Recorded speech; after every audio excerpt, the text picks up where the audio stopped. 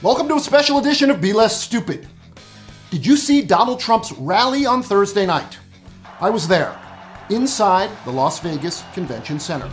Plus, I waited online out front for about 9 hours with thousands of Donald Trump's supporters.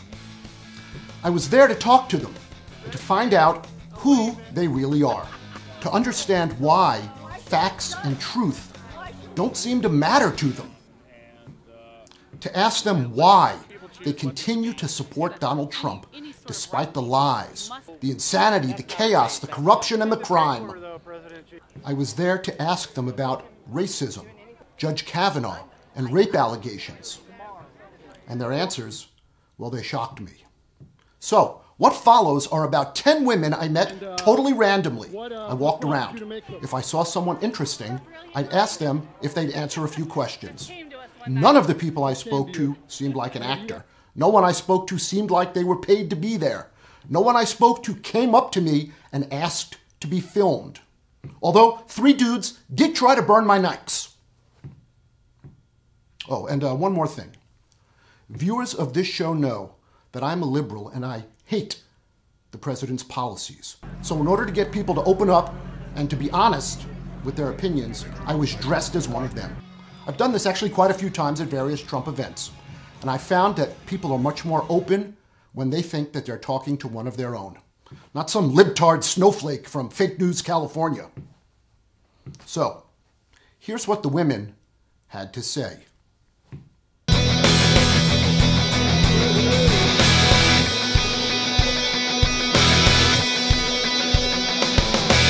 It's like something that they are bringing up that I think they said it happened 35 years ago, and then I was reading that it was funded from George Soros. It seems like at the end they're always paying these women to say whatever, whether it was true or not. I think the timing is uncanny, and actually on some level probably expected. They had to do something. So you think it's some kind of Democratic trick? I think something happened to this woman. I don't know that it was him. At this point, I don't care. If you're going to wait 35 years to say something and you wait until this specific moment, you know, that to me is not trying to get justice. That's trying to obstruct. You're trying to make a point. And shame on the Democrats for holding on to it like they did. They weaponized this woman's pain. So.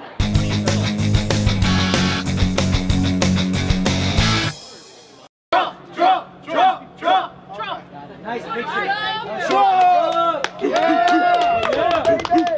People don't think of African American women as supporters of the president. They don't, and they should, because there's a lot of us, and it's only because the Democratic plantation has brainwashed my people so much, and media has brainwashed our people to say, oh, if you're a black woman, you hate Trump, you hate politics that are any sort of right-leaning, you must be a Democrat, you must be leftist, you must be pro-choice, when in the fact of the matter is most black Americans internally are conservatives. They want to excel. They want to be able to have lower taxes. They want to be able to have less government control. They don't want their people on welfare. Like there was a drove of people on welfare during Obama's years.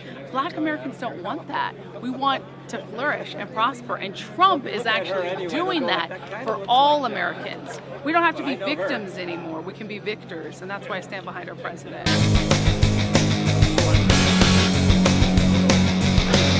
As a woman, I've heard these things where they say that women don't, or that their husbands are telling them who to vote for. No one tells me who to vote for. This is a strong man, and he's got a very strong wife. Melania's amazing. The whole family has been through so much, and I support him completely. I mean, he's amazing. And as for a woman, for myself, he's the first president in my lifetime who has ever done everything that I've wanted them to do. What do you think about the Supreme Court nomination? I think that it should be done and over. He should be confirmed and get on with it. I mean, what kind of a country have we come to that just a blanket accuser can stop a process of our whole judicial system. You know, a he said, she said of 35 years ago, but what 17-year-old boy hasn't made some inappropriate advance towards some girl in high school? Whether he did or whether he didn't is irrelevant. He didn't commit a crime. I mean, for God's sakes, it was 35 years ago, if it even occurred, which I don't believe did based on the testimony. So why should we judge? Why should we judge our president? And who are you and me to judge him? Hashtag Me Too is a joke.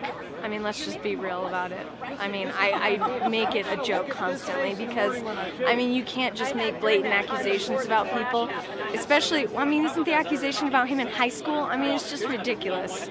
I mean, if we were to go back that far for half of the people who are here and half of the people in the world, I mean, we could go back and go, well, this is questionable. But I mean, like, it really doesn't matter in terms of what is happening now.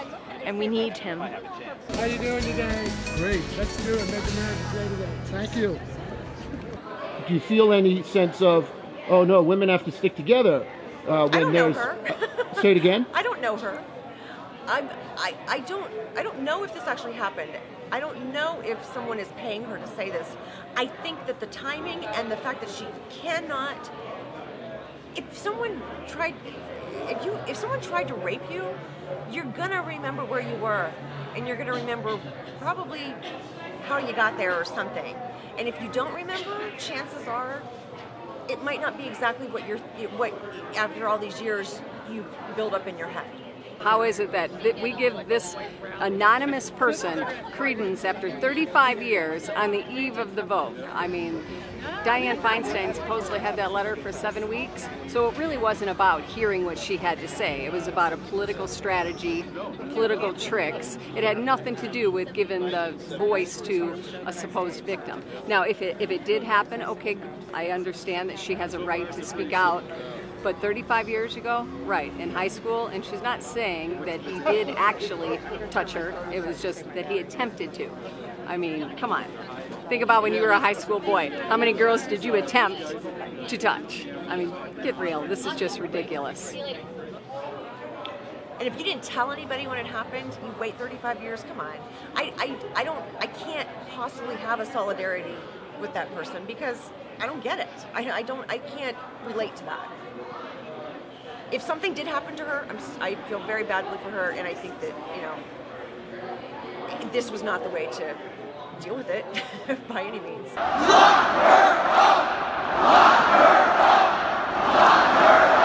As a woman, I think he's inspiring. He always has so many intelligent women at the top. But the president's done incredible things for the economy.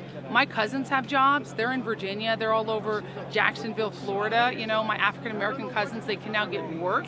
That's not the actions of a racist president. You know, if he's a racist, he's doing a really bad job of it.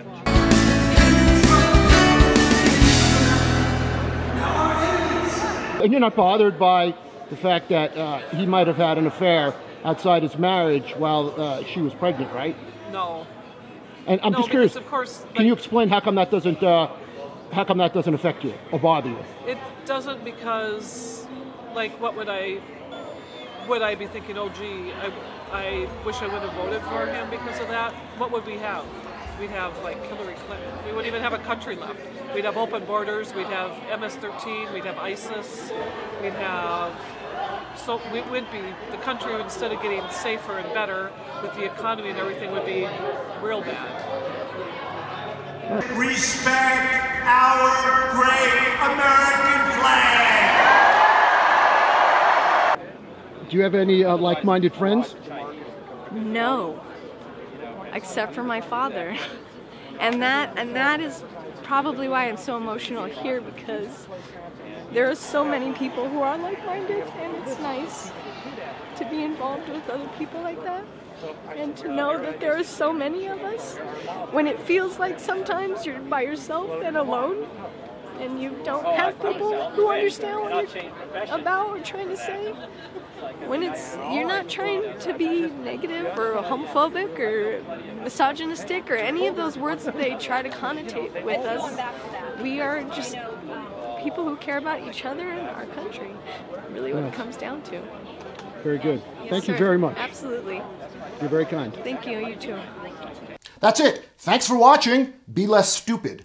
Go to our website at factbox.tv. That's factbox.tv and sign up for the mailing list. That way, I will send you an email as soon as I post the interviews that I did with the men at the Trump rally in Las Vegas.